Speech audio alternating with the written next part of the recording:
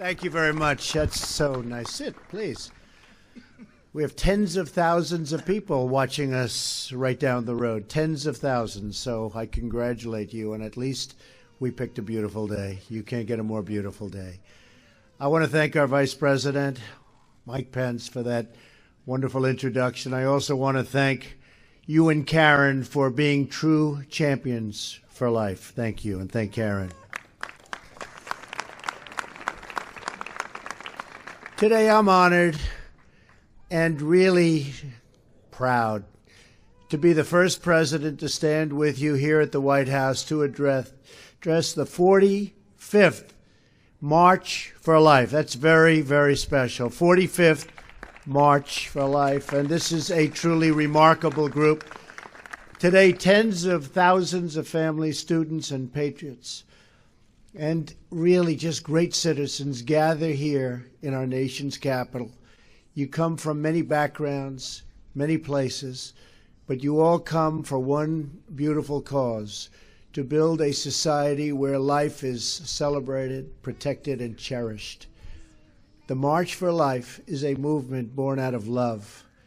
You love your families, you love your neighbors, you love our nation, and you love every child, born and unborn, because you believe that every life is sacred, that every child is a precious gift from God.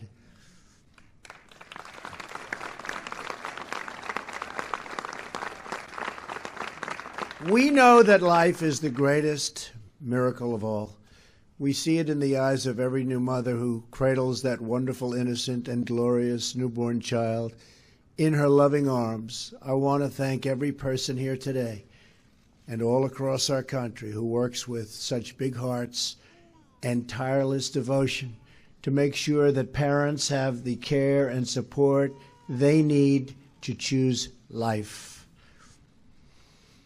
Because of you, tens of thousands of Americans have been born and reached their full God-given potential. Because of you. You're living witnesses of this year's March for Life theme, and that theme is Love Saves Lives.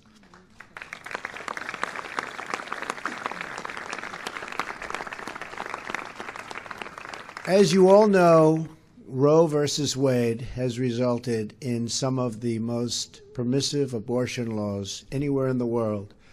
For example, in the United States, it's one of only 7 countries to allow elective late-term abortions, along with China, North Korea, and others. Right now, in a number of states, the laws allow a baby to be born from his or her mother's womb in the 9th month. It is wrong. It has to change. Americans are more and more pro-life. You see that all the time. In fact, only 12% of Americans support abortion on demand at any time. Under my administration, we will always defend the very first right in the Declaration of Independence, and that is the right to life.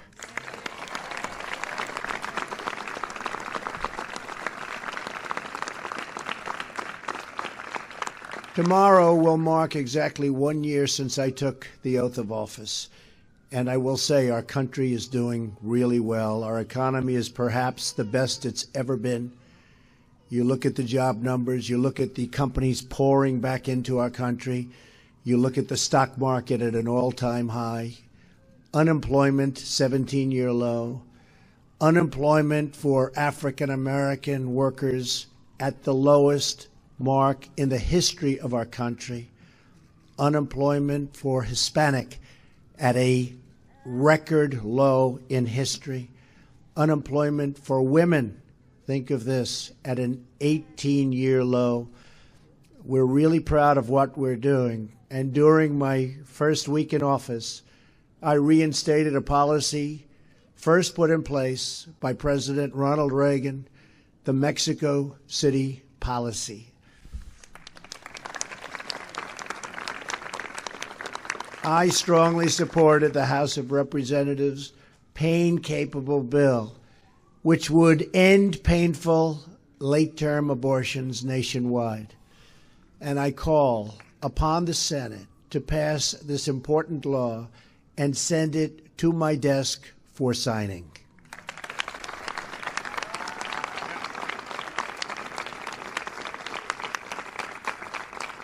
On the National Day of Prayer, I signed an executive order to protect religious liberty. Very proud of that. Today, I'm announcing that we have just issued a new proposal to protect conscience rights and religious freedoms of doctors, nurses, and other medical professionals. So important. I have also just reversed the previous administration's policy that restricted states' efforts to direct Medicaid funding away from abortion facilities that violate the law.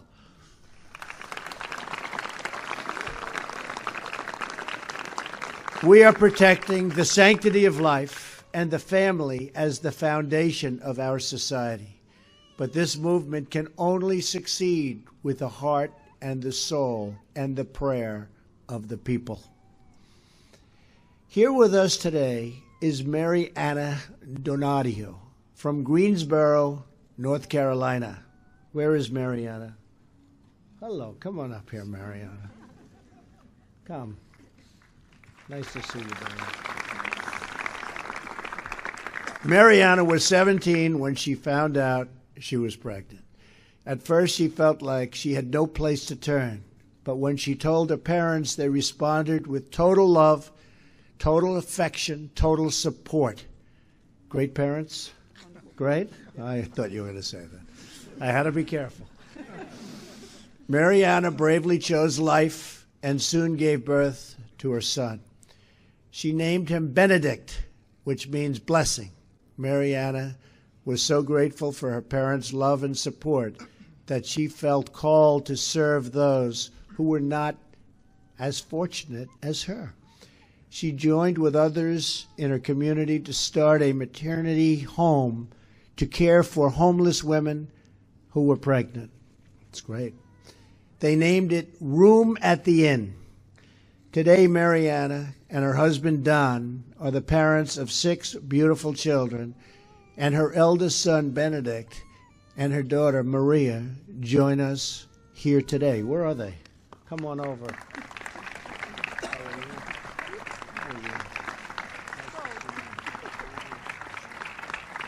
That's great. Over the last 15 years, Room at the Inn has provided housing, child care, counseling, education, and job training to more than 400 women. Even more importantly, it has given them hope. It has shown each woman that she is not forgotten, that she is not alone, and she really now has a whole family of people who will help her succeed. That hope is the true gift of this incredible movement that brings us together today. It is the gift of friendship, the gift of mentorship, and the gift of encouragement, love, and support. Those are beautiful words, and those are beautiful gifts. And most importantly of all, it is the gift of life itself. That is why we march. That is why we pray, and that is why we declare that America's future will be filled with goodness, peace, joy, dignity, and life for every child of God. Thank you to the March for Life, special, special people, and we are with you all the way. May God bless you, and may God bless America. Thank you. Thank you. Thank you very much. Fantastic. Thank you very much.